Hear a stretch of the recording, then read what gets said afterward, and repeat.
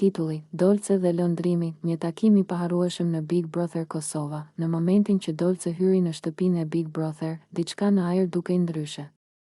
Drita e ngrohtë e sallës, tingujt e qeshjes dhe përzierja e aromave të ndryshme nga kuzhina krijonin një atmosferë që mund të bënte të ndjeheshe sikur je në një botë tjetër. Por ajo që e bënte më emocionuese këtë ditë ishte praninë e lëndrimit, një nga banorët më të njohur dhe të pëlqyer të shtëpisë. Dolce ndjej pak e trembur, por kur takoi lëndrimin, një ndjesi e veçantë e mbushi. Ai buzëqeshi dhe ajo ndjeu menjëherë një ngrohtësi që e bëri të ndjehej e rehatshme. Shikimi i tyre u takua disa sekonda. Por ato sekonda dukeshin sikur ishin një jetë. Hej, Dolce. Mirë se erdhe, tha lëndrimi, duke e përqafuar lehtë. Dolce ndjeu një ngrohtësi të papërshkrueshme. Ishte një moment që nuk mund ta harronte kurrë. Ata folën për gjëra të përditshme, për sfidat e lojës dhe për strategjitë që secili kishte në mendje, por gjithmonë kishte atë tension të bukur që krijohet kur dy njerëz ndihen të tërhequr njëri nga tjetri. Pasi disa minuta u kaluan duke qeshur dhe duke biseduar, Dolce dhe lëndrimi u gjetën më afër njëri tjetrit. Ishte një moment spontan dhe i natyrshëm, buzët e tyre u takuan, dhe për një çast të shkurtër, shtëpia e Big Brother u ndje si një botë tjetër ku nuk kishte kohë.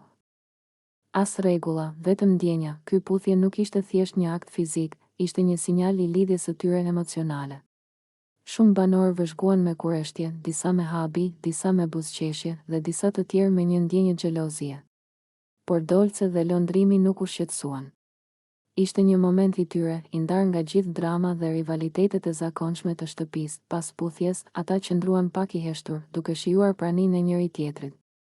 Dolce e kuptoi se ky nuk ishte vetëm një puthje e zakonshme, por një fillim i mundshëm i diçkaje më të thellë. Lëndrimi e mori dorën e saj dhe i tha: "Çfarë ndjenja e bukur.